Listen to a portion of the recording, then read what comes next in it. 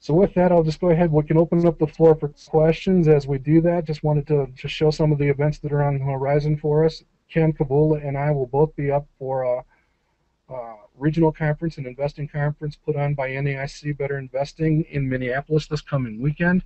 We look forward to that. That's always a great audience up there.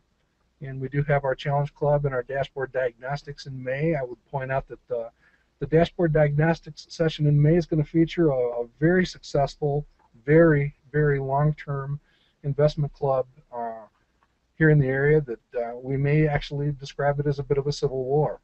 And it's a civil war that was threatening the very existence of the investment club. And when we started kicking around some of the stuff that Ken was talking about, Mr. Nicholson for advanced investors suggested that it was okay to pursue core and non-core situations. Lo and behold, this investment club is kind of divided into two camps. Like I said, civil war, where some of the members who are very comfortable following the up straight and parallel blue chip type stuff, they do that to their heart's content. And then another group of the ladies are more comfortable. They just get a kick out of following the non-core stuff. And it looks to be a marriage made in heaven. It may actually save a club that was probably looking at its 40th birthday not happening. So we take some pride in that and look forward to sharing that story. Again, that'll be Tuesday, May 24th for Dashboard Diagnostics.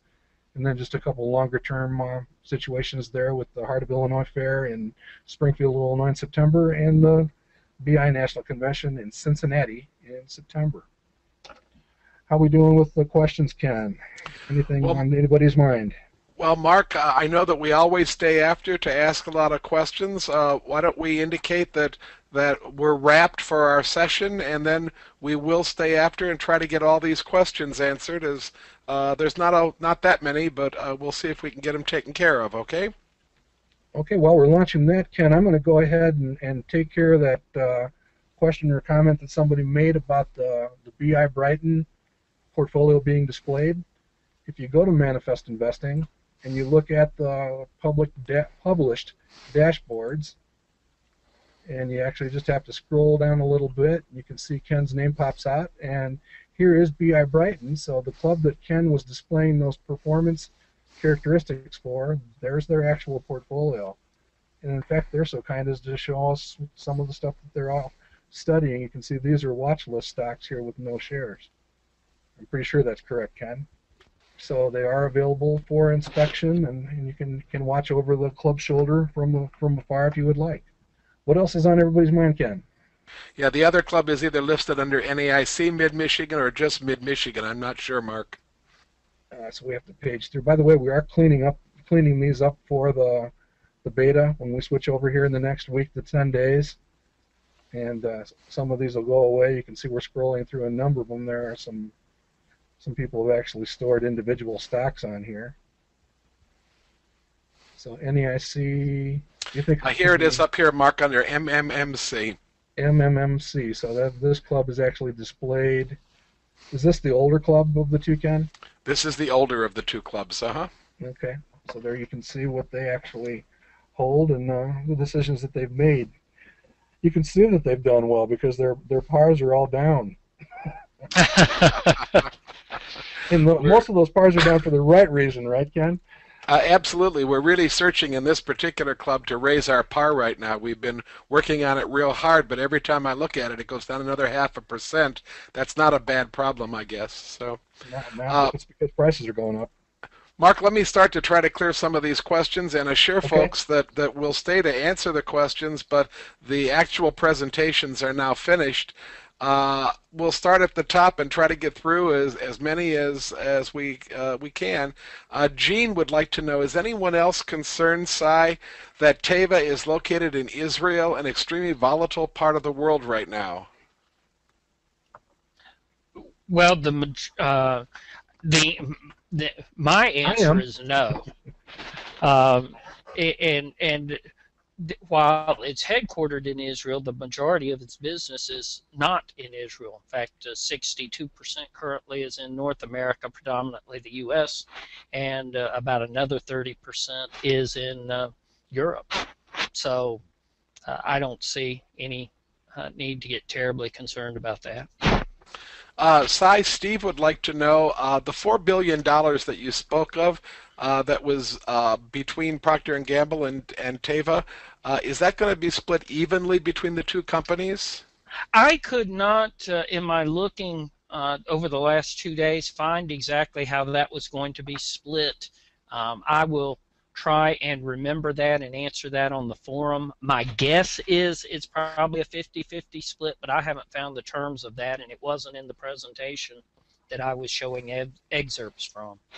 Cy, one more question. Ann would like to know, or Ann states that she knows TEVA has generic drugs and they have drugs that they're developing themselves. Do they also sell any over-the-counter kind of drugs? Currently, I do not believe that they do, at least nothing significant that I have found. That is one of their stated objectives for the Procter & Gamble joint venture, is to get into the over-the-counter area. The next question I'm going to take, we're getting a number of questions about the differences in data between the Morningstar data feed, the value line data, the data that Marca is using occasionally, and even the S&P data that you get on an S&P report. Just be aware that all data is different and each data company handles the data differently. Morningstar uses or tends to use data that is named GAAP. That's for Generally Accepted Accounting Principles. And that GAAP data tends to have a little bit of a choppiness to it when you're looking at a company that does an awful lot of acquisition. Morningstar rationalizes the use of GAAP data by saying that if a company is a constant acquirer, then the acquisition is not a one-time affair and should not be normalized. Now that's a different philosophy than Value Line uses. Value Line will normalize an acquisition and try to smooth out the bumps and give you some non-GAAP numbers. I suggest if you're having some issues with the bumpiness of a company that does a lot of acquisition, that you start by looking at the annual report, where many times they will put the GAAP numbers next to the non-GAAP numbers and explain how they move from one to the other. You can then decide for yourself whether you want to adjust any of your data depending on what you're reading. I'm getting a question from Don, and he wanted to know how to go to the model portfolio, and we've covered that. A question from Malcolm. Where do these selections go from here, Mark? Malcolm knows they're added to the tracking portfolio. Is that all that happens to them now? Yeah, we stick them in the tracking portfolios, and we'll continue to monitor them at these events going forward. Don't know why my dashboards aren't coming up very quickly here, but that's it. We keep track of them there and monitor the companies for any material changes and expectations. So we'll actually be adding those companies to what you see right here. Thanks, Mark. Yeah, it's another published portfolio, by the way. Chris would like to know, he doesn't see the public dashboard button on the beta site. Is it just not there yet, or is he blind? Well, sometimes he's blind, but not in this case. It's not there yet. No, I believe Kurt is still doing the cleanup that we talked about. We're actually going through and removing some of the superfluous, I think that's a word, dashboards that people have created, and it'll be a whittled down list of companies. When that's done, when we roll it, it will be there.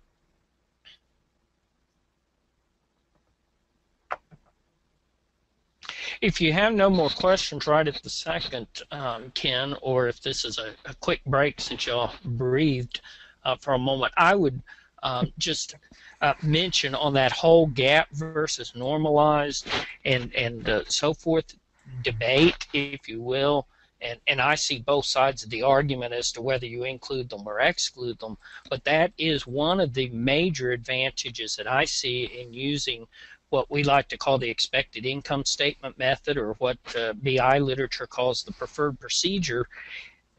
When you're driving everything off your revenue projections, that you don't get so bogged down to trying to figure out what that squiggly blue line is going to look like 5 years from now.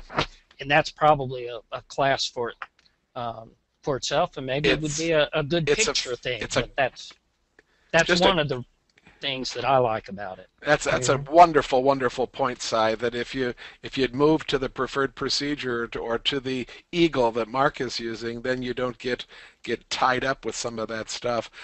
We have a question from Bill. He had his hand in the air originally, and he still does. So, Bill, I'm going to unmute you. Go ahead and ask your question. Okay, I just wanted to know, with TEVA being an Israel company, would that be a problem with either reporting or taxes? I see they report on a quarterly basis, and it's an ADR.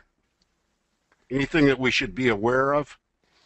They're an ADR, and they are, shoot, I'm drawing a blank on the exact terminology, type 1, I believe. Anyway, they are a fully reporting ADR listed on the national exchange, so they're essentially, for reporting purposes, completely the same as a U.S. company. The only difference is their annual report is called a 20F rather than a 10K, but it looks very similar.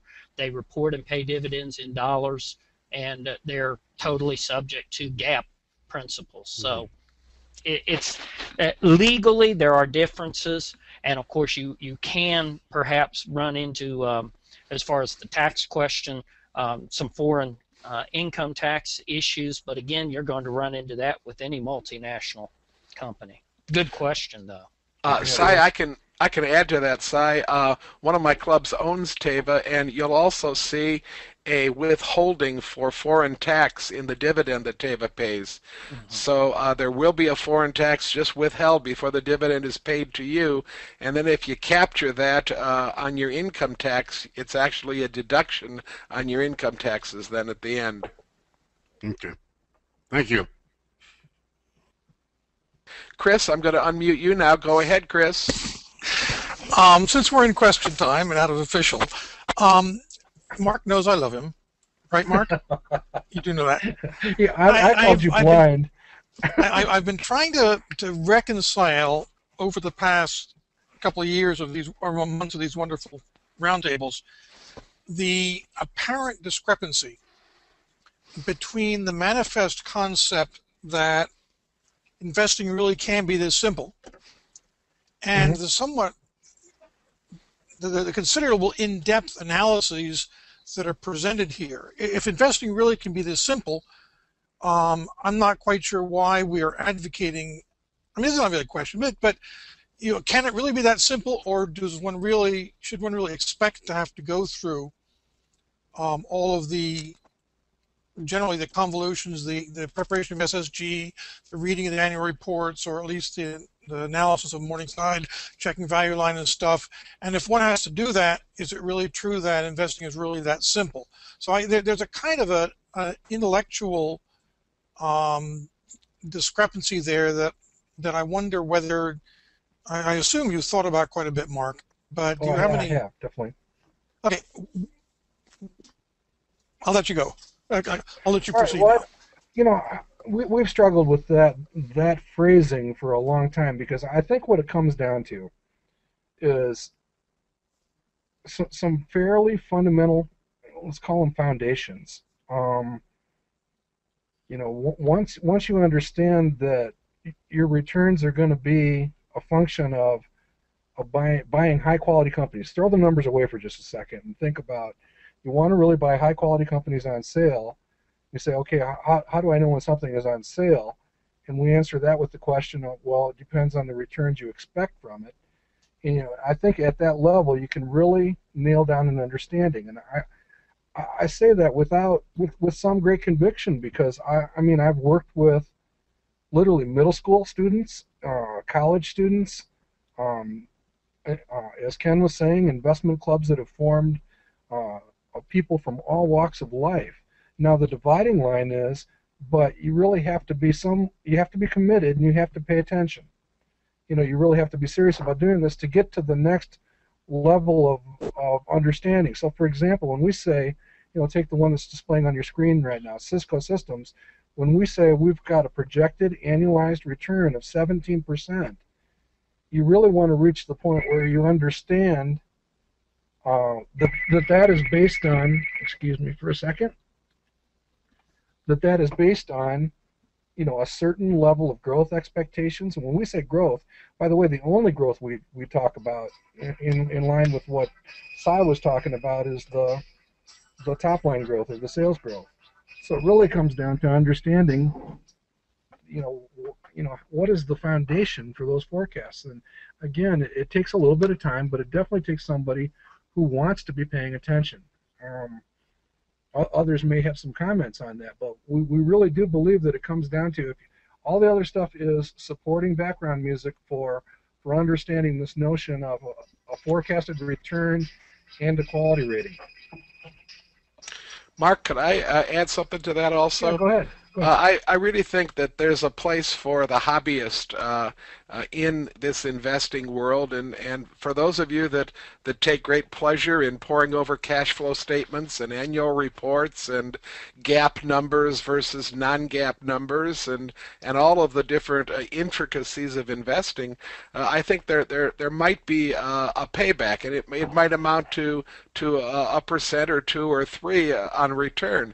But I'm here to stand witness to the fact that I run a portfolio on my own. I run 2 IRA portfolios. I belong to 2 model investment clubs and my own investment club. And at no time, or at virtually no time, do any of the people in any of the things that involve those portfolios get much past up, straight, and parallel, understanding a well-prepared SSG, and then in the last 4 or 5 years beginning to trust the numbers that are coming from Manifest. That's a pretty easy system. It makes for meetings that run pretty smoothly, and the results are there to be shown to anybody that wants to look at them. You can do what we say you can do, and you don't have to get real geeky about it, because the people that are in these clubs that I'm talking about, or my partner in my own portfolio, my wife, have no desire to get much geekier than an SSG or an occasional Manifest screen. And also, I would just throw in, while everyone here does try and give some good background in our roundtable discussions, I can't speak for the length of time anyone else puts in, but I would still say, and TEVA is a little bit of a bad example, because I've used TEVA in some writings and so forth, so I've followed it a fair bit. But most of what I pulled together today, you're looking at a couple hours worth of work. So you're not talking, and this is for where I do on my personal portfolios as well as any client portfolios, and pretty much the way my club works, and from presentations I've seen Ken do, I think his clubs work this way. You put extra effort into some of the background information, being comfortable with your numbers for a buying decision. But then when it comes to monitoring, all I do is I check my dashboards at Manifest, and if I'm blue-green, I'm happy, and I keep going down the road. So, there's an upfront investigation, but once you've determined that the company meets your criteria for quality and predictability, and that you're comfortable with the projections, then it does get quite easy, as opposed to simple. And remember, simple is not always easy. Ann, you're unmuted. Go ahead, Ann. I was just going to agree with what Ken and Cy have said, and I've said this before on other webinars. I used to only have the ability to do SSGs and nothing else, and when I found Manifest, my stock picking became much better, and because of the quality rating. It helped me tremendously, and I do enjoy the presentations of the roundtable and the time that y'all put into this, but for most of us, we don't have that time, and I just need something really simple, and that's what Manifest does for me, and I've made much better money since I joined.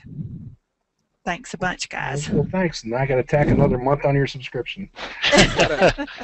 Gotta capture that. We'll put it right on the front page, Mark. Okay. There you go. All right, I think we're running a little bit longer than usual. How's the question log looking, Mr. Kavula? Ken, are you still there? Yeah, I'm talking into a muted microphone. We're getting a lot of thank yous, Mark, and a lot of people just jumping in and saying the same thing, that it can be made simple, and they're using Manifest and the SSG to complement each other, and they're very happy with that. Malcolm is an individual investor, and he wants to know, is there any breaks for an individual investor as far as Manifest is concerned? Maybe you want to drop him an email, or Malcolm, maybe you want to drop Mark an email, mark@manifestinvesting.com, and he might have some good news for you. Other than that, Mark, we've cleared the question box, we've cleared the hands, and we should be in good shape. All right, well, thanks, everybody. Enjoy the royal wedding, although I understand that you have to get up at 4 Eastern time in the morning to do so. So that means 1 o'clock out on the Pacific coast. That's when the celebration starts. But thanks to all my colleagues.